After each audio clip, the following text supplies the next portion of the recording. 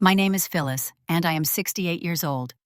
For most of my life, I believed being a mother meant putting your child's needs above your own, even when that child is a grown man, with a luxury sedan and a taste for Caribbean cruises. I learned that lesson the hard way, flat on my back in a hospital bed, listening to the steady beep of a heart monitor, while my son sent me a photo of himself holding a cocktail. The story I am about to tell you is not an easy one. It is about the day I stopped being just a mother and started being a person again. But before I share how a tropical vacation forced me to rewrite the entire story of my family, I would be so grateful if you could let me know where you are listening from today. Please take a second to write your city or state in the comments below. It always makes me feel less alone to know who is out there. And if you are new here, consider joining our community by hitting that subscribe button and the bell so you do not miss a single story. Now let us begin. The quiet of my house in suburban Ohio had always been a comfort to me. After my Walter passed 10 years ago, the silence was not empty. It was filled with the memory of his laughter, the scent of my rose garden, and the peaceful rhythm of a life built over decades. My son Tyler, my only child, was the bright, busy star I orbited from a distance. He lived in Chicago, a successful financial consultant, or so he said.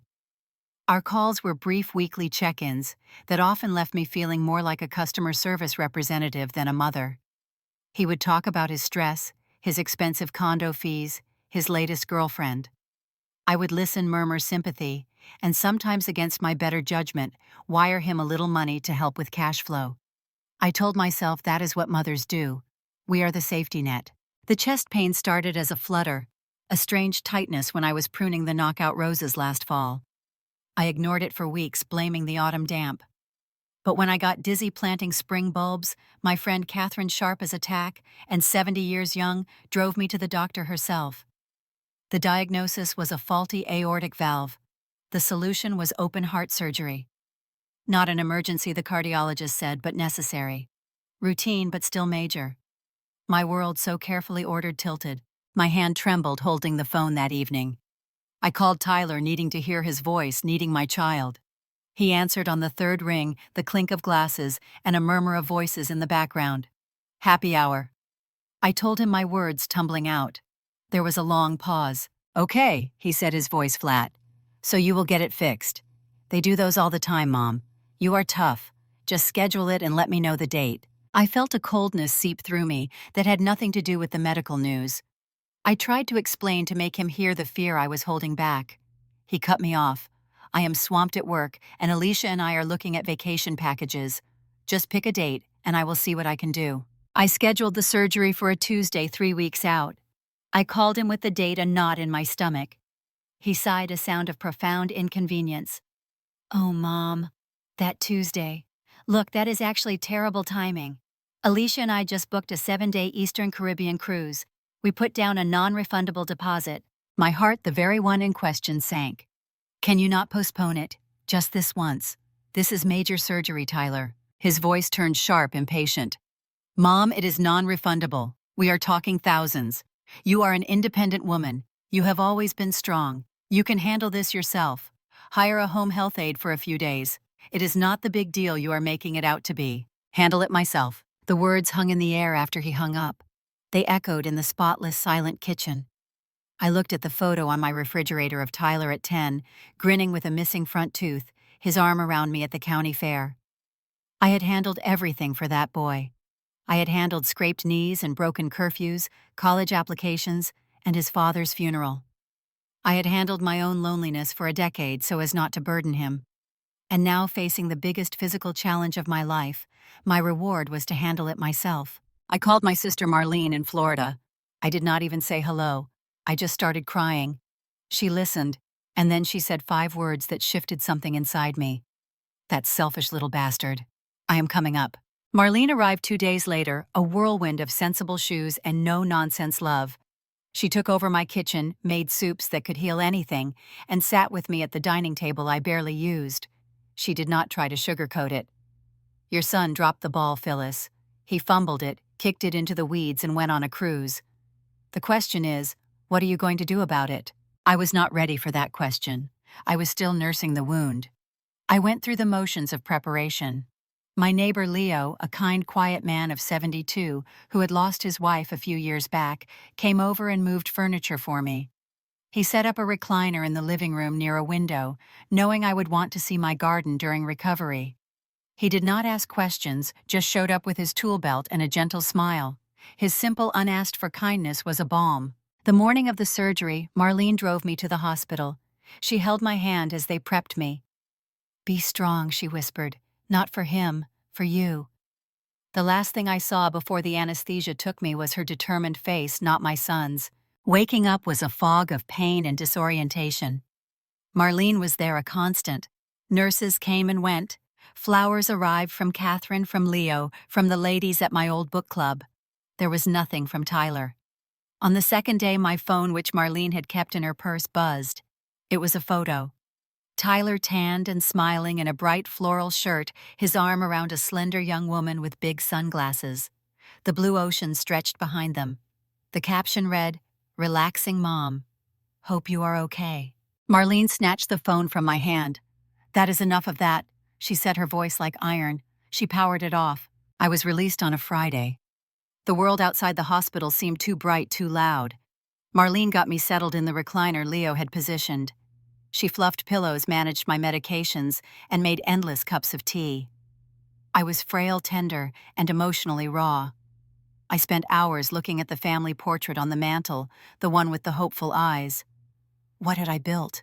What legacy of love was this? One evening, as we sat in the soft lamplight, Marlene said softly, "You gave him everything, Phil. And now, when you needed the one thing he could give his presence, he was not here. What would Walter think?" Walter. My principled, hardworking Walter. He had built this life for us with his own hands, figuratively and literally. On his deathbed, he had gripped my hand, his voice weak but clear. "Take care of our boy, but do not let him take advantage of your good heart, Phyllis. Promise me." Tears welled in my eyes, not just of sadness but of shame. I had broken that promise. I had let our boy become a man who could so easily discard me. After Marlene went back to Florida, promising to return if I needed her, a new phase began. The physical pain was slowly receding, but the emotional landscape felt scorched. Catherine came over every other day, often with her wicked humor and a new mystery novel. Leo would come by on Saturdays to check if any heavy lifting needed doing, sometimes staying for a cup of coffee on the porch. The kindness of this small circle, this chosen family, was a stark, illuminating contrast. It highlighted the void where Tyler should have been. I received a casserole from a woman at church I barely knew, a get well card from the postal carrier. Each small gesture was a note in a symphony of care that my own son was not part of. As I grew stronger, I began taking slow walks in my garden. The early summer roses were blooming, a riot of color I had planted and nurtured. I felt a strange parallel.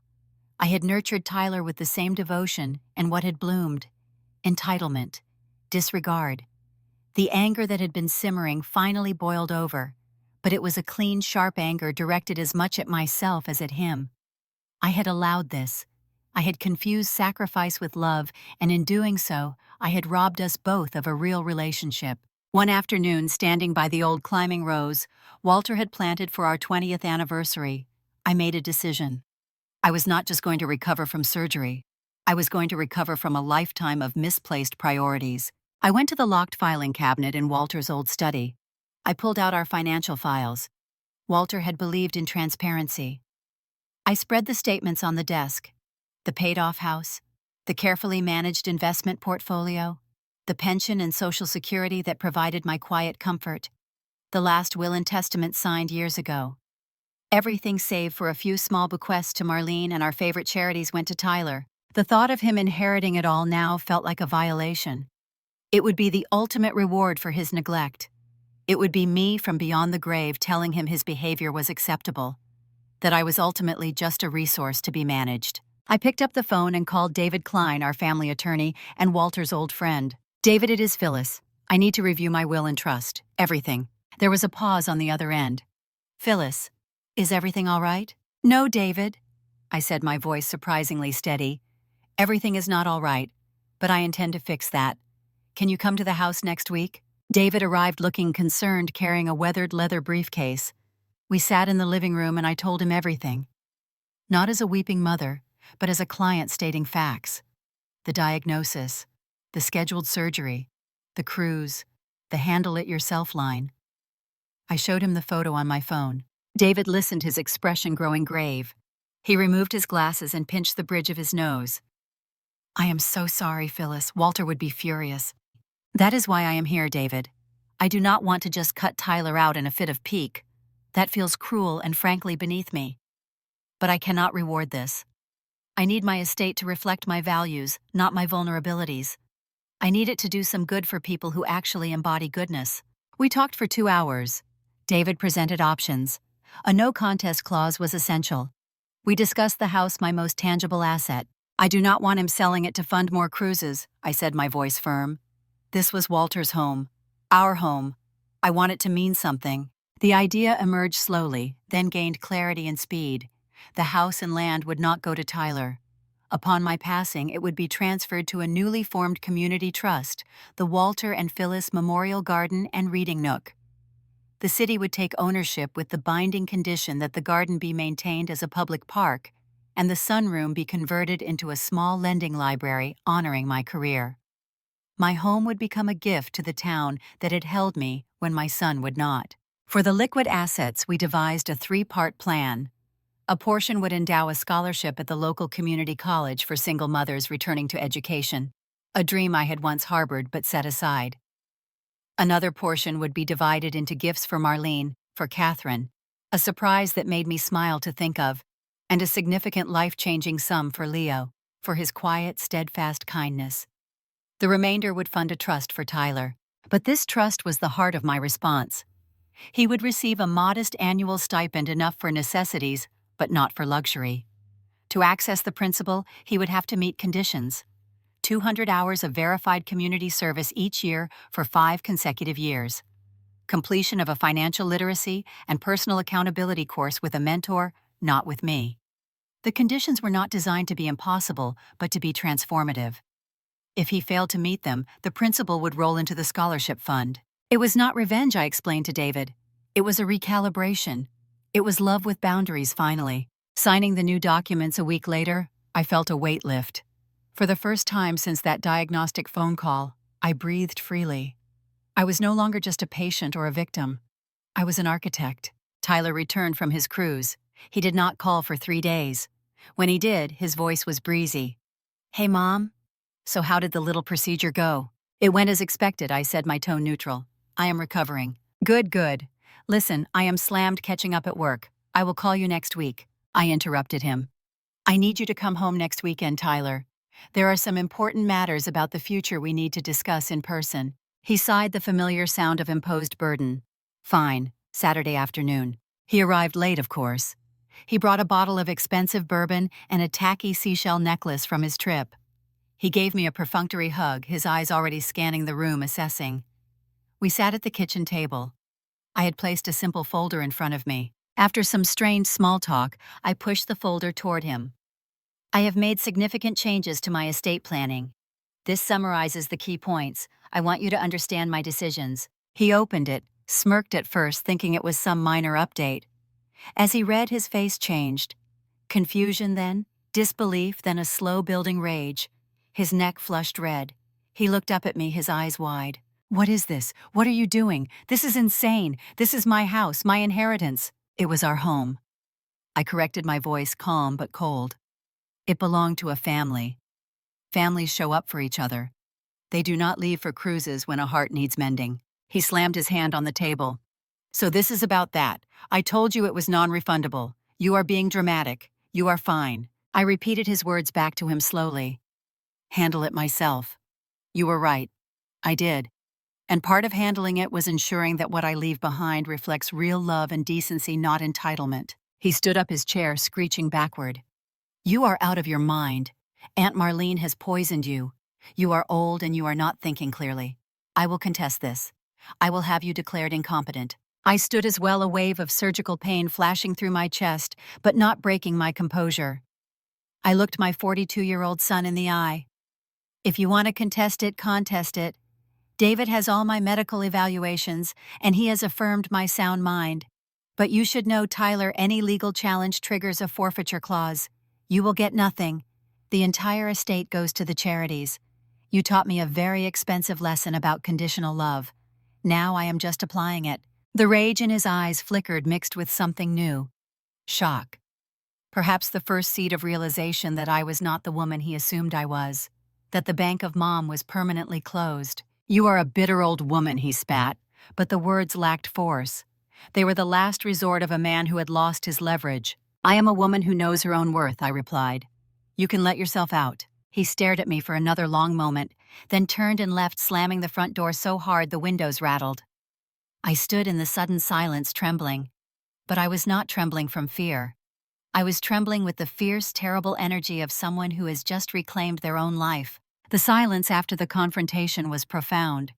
Tyler did not call. He did not text. The expected legal threats never materialized, a testament to David's thorough work and the ironclad no contest clause. I went through the motions of my recovery, but now there was a new purpose behind them. I met with a landscape architect about the community garden plans. I spoke to the community college about the scholarship criteria. I was building something. The guilt still visited me in the quiet hours of the night. Had I been too harsh? Had I become the bitter woman he accused me of being? Catherine would come over, take one look at my face, and say, "Stop it, Phyllis. You gave him a path. A difficult one, but a path. That is more than he gave you." Leo, while helping me stake some tomato plants, said in his gentle way, "You know, sometimes the strongest plants grow back after a hard fire. Maybe that boy is still in there somewhere under all that." It was a possibility I dared not hope for, but the words lingered. Then, 6 weeks to the day after he stormed out, I found a letter in my mailbox. Not an email. A handwritten letter on heavy stationery. My name in Tyler's familiar rushed script. My hands shook as I opened it.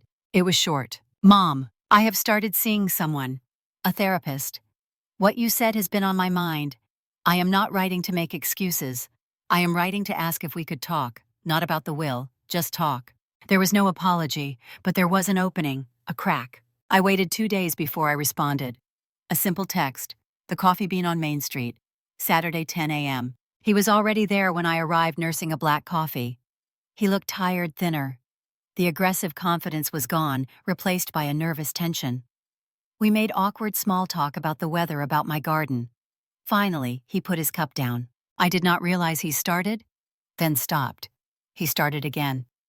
"I have always just assumed you would always be there, that you were like the house, a fixed asset.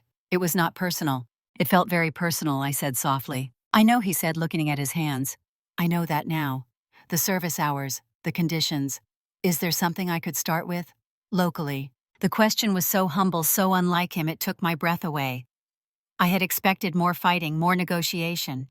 Not this tentative reaching out. "The city park cleanup is next Saturday," I said, my voice tight. "They always need volunteers." He nodded slowly. Okay, I can do that." We did not hug. We did not resolve anything. But we had, for the first time in perhaps 20 years, a conversation that was not a transaction. It was a beginning, fragile and uncertain. That was 18 months ago. The story is not over, and it does not have a fairy tale ending. Tyler and I are not suddenly close. We will never have the relationship I once dreamed of. But we have something real, something being built on new ground. He comes to town 1 weekend a month. He works in my garden without being asked. He has taken a lead role in coordinating volunteers for the future community garden, using his project management skills for something that is not a profit margin. He tells me about his work at the food bank, about the people he meets. He does not ask for money. He talks sometimes about what he is learning in his counseling sessions. It is awkward and slow and painfully honest at times. My own life has filled in the spaces his absence left. I have deepened my friendships. I write a small gardening column for the local paper. The scar on my chest has faded to a thin silver line. The scar on my heart is still there, but it no longer aches with the same acute pain. It is a reminder, a testament to survival. I learned far too late, perhaps, that love should not be a blank check. That enabling someone's worst tendencies is not kindness. It is a slow form of destruction for both of you. True love sometimes requires hard boundaries. What I did was not revenge to destroy my son, but to stop destroying myself for him. I rewrote the inheritance, yes, But more importantly, I rewrote the story I told myself about what I deserved. And I deserved peace. I deserved a legacy that reflected my own heart, not just my biology. The garden is blooming now, more beautiful than ever. And sometimes on those quiet mornings when the dew is still on the roses, I think Walter would be proud, not just of the garden but of me, finally. And you know what? I am proud of me too. I wonder what story you might need to rewrite for yourself. If this story resonated with you, if you have ever had to set a hard boundary with someone you love, I would be honored if you shared your thoughts in the comments below. Your experiences help us all feel less alone. If you found value in this journey, please give this video a like to let me know. It means more than you can imagine. And if you are not yet part of our storytelling community, please consider subscribing and sharing this channel with someone who might need to hear a story like this today. Thank you for listening, for your compassion, and for being here. May you find the strength to tend your own garden, whatever that may look like. Until next time.